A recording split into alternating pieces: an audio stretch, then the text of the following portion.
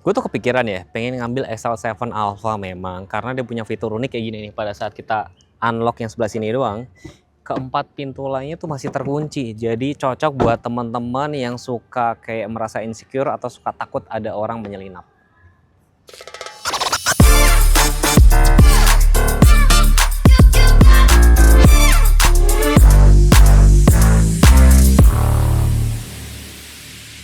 Yes, di samping saya ini sudah ada XL7 Alpha Kuro. Ini varian yang paling fresh, paling baru ya. Jadi kalau kalian pengen mobil yang sudah langsung delete chrome, ambil ini aja. Mobil ini dijual mulai dari 317 ya, atau 319 yang two tone. Remote-nya tuh seperti ini, ada tombol lock, unlock, dia tetap ada kunci manual, ya kan?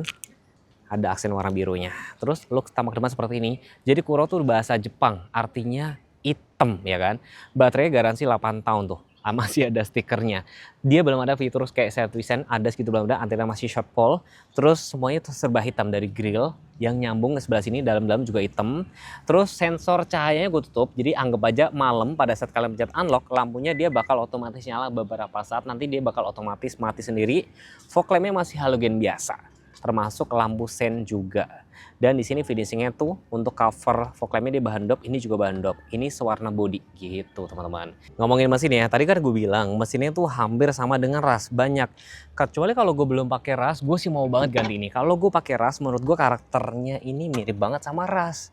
Jadi kalau gue ganti ini, belum ganti model. Kecuali kalau kalian pakai mobil city car itu boleh lah kesini. Dapat peredam mesin juga, kode mesinnya K15B, tenaganya sekitar 104, torsinya sekitar 138 Nm.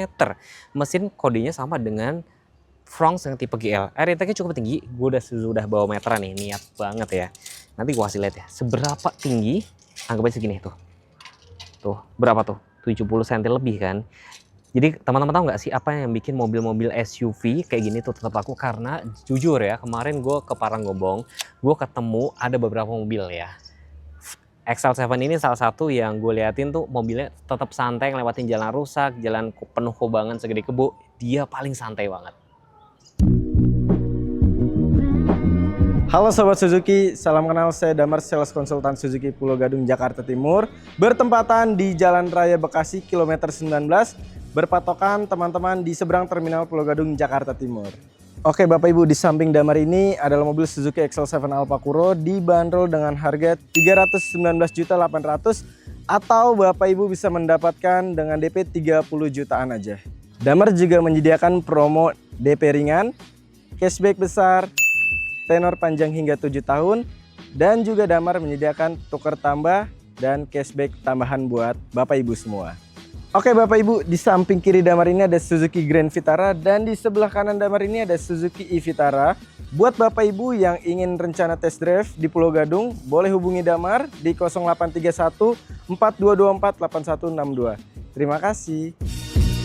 Jangan lupa ya, saya selalu bilang teman-teman ya, kalau beli mobil cek garasi kalian. Panjangnya sekitar 4,4, wheelbase sekitar 2740.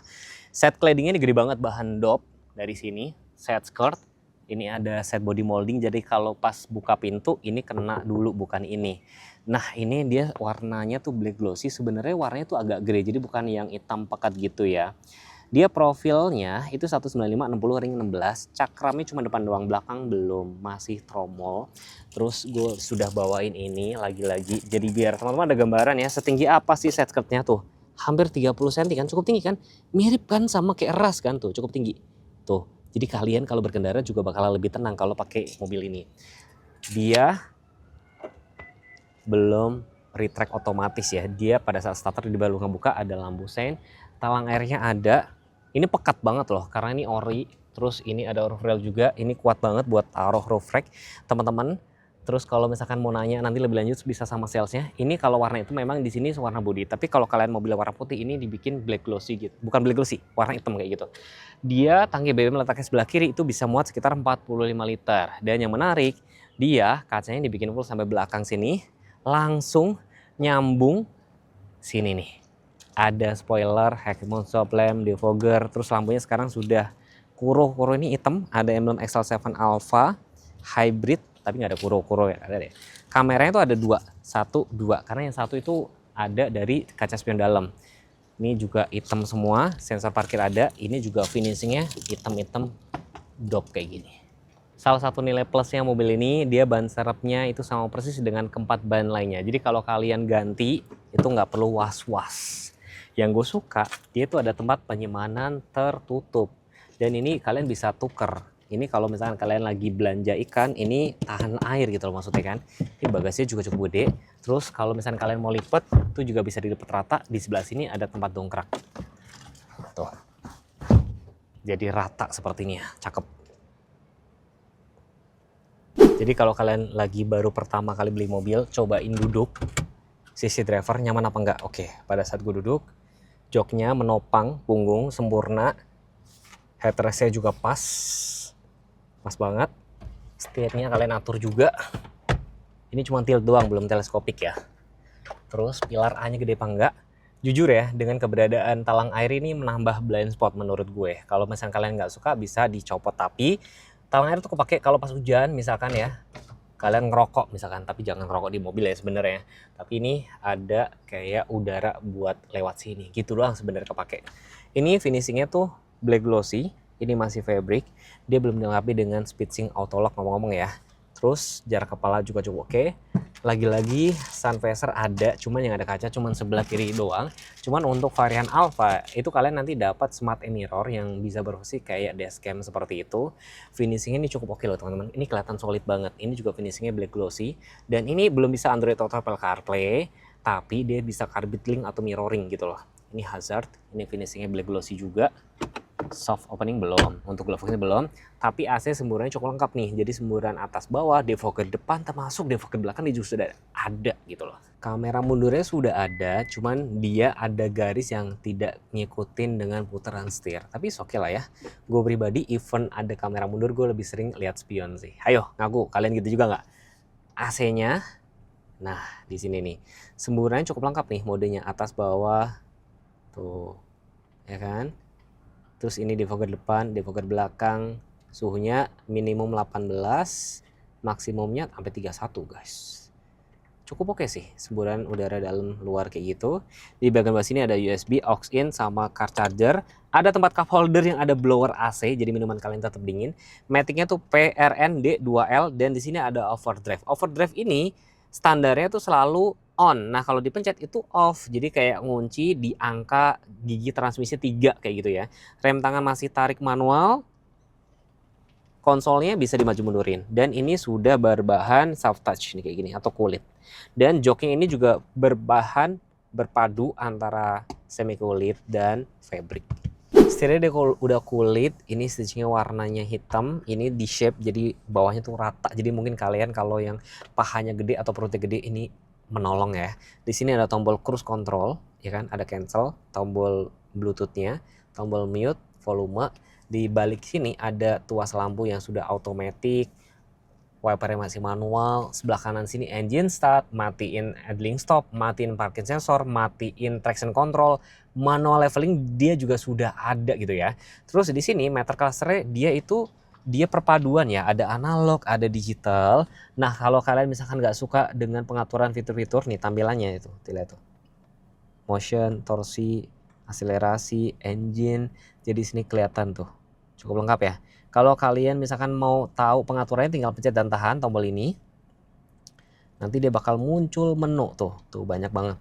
Misalkan kalian mau ngatur biar pintunya kebuka semua, kalau pencet unlock itu bisa banget dari sini. Bukan pintunya ini cukup lebar loh. Ini gue ukur pakai meteran 110 cm. Itu cukup lumayan lebar. Jadi buat masuknya lebih mudah. Ini ada celok. Jadi kalau dipencet ke sini itu anak-anak nggak bisa buka dari dalam, tapi bisa buka dari luar. Tempat penyimpanan terbuka, glove box ini tempat minum ya, cup holder maksudnya. Joknya itu cukup lumayan tebal. Saya kasih lihat ya. Dengan wheelbase 2,7 mobil ini buat duduk cukup. Ini tadi posisi nyetir saya. Tuh. Masih ada meteran. Oke. Tuh, sekitar hampir 30 cm ya, hampir 30 cm tuh. Cukup lapang. Ada seat back pocket lagi. Ini car charger, AC-nya tentunya double blower. Headrestnya cuma ada 2, tapi memang di sini ini ada armrest, terus ini ada safety belt untuk penumpang tengahnya. Tuh, jarak kepala cukup oke. Bisa di sliding semaksimal apa? Kita coba lihat sebelah sini. Jadi dia pengaturannya dari atas. Ini udah paling rebahan.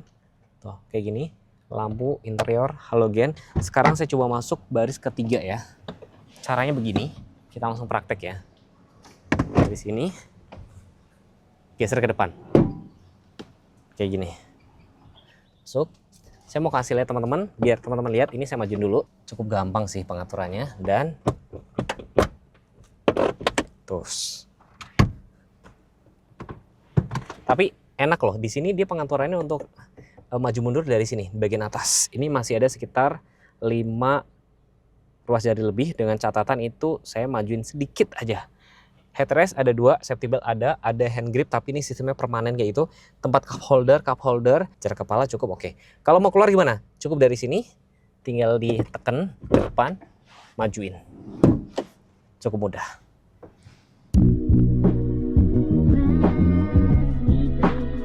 Nah, ini mobil cocok buat siapa? Cocok buat teman-teman yang suka berpetualang, suka road trip tipis kayak gue, suka camping, karena mobil ini sudah campingable. Ini ada roof rail yang bisa kalian taruh roof rack. Ground clearance-nya juga cukup tinggi. Mobilnya 3 baris, SUV, masih AT konvensional yang terkenal kuat nanjak dan perawatannya juga bandel. Dan harganya menarik teman-teman. Coba deh kalian cek sama salesnya bisa dapat harga berapa gitu. Kita cecar salesnya, semoga dia bisa ngejawab pertanyaan gue ya. Dengan Mas siapa nih Mas dan dari mana nih? Kita ada di mana? Salam kenal, saya Damar Mas Teguh dari Suzuki Pulau Gadung, Jakarta Timur. Lihat kamera dong, demam kamera ya? Iya Mas Teguh. Nih kan XL7 itu kan ada Zeta, Beta, Alfa, Alfa Kuro. Yang paling laris sebenarnya mana? Yang lagi kita review ini Mas Teguh, XL7 Alfa Kuro. Apa sih yang sebenarnya bikin banyak orang pilih ini gitu? Yang pertama tentunya desainnya dia facelift terbaru, yaitu udah aksen-aksen warna hitamnya Mas Teguh. Ini berarti yang harga berapa? Ini untuk yang single tone-nya di 317 dan kita ada yang two tone juga di 319 Mas Teguh. Kalau diskon nggak boleh di-spill di sini ya? Harus di-spill di mana? Di WhatsApp tentunya Mas Teguh. Berapa nomor WA-nya? Nomor WhatsApp kita di 0831 4224 8162. Buat kalian langsung aja japri ke Damar. Jadi sebenarnya ini gue kasih gambaran ya. Kalau orang beli Zeta itu biasanya yang orang masih takut dengan hybrid, terus kayak akinya juga lebih mahal. Tapi kalau orang pengen cari yang lebih bertenaga sedikit, lebih irit, berarti larinya ke kalau nggak Beta, Alfa sama ini. Kalau ini udah ibaratnya langsung kayak delete chrome gitu ya? Betul Mas Teguh. Ini sudah yang facelift terbaru untuk XL7 Alfa.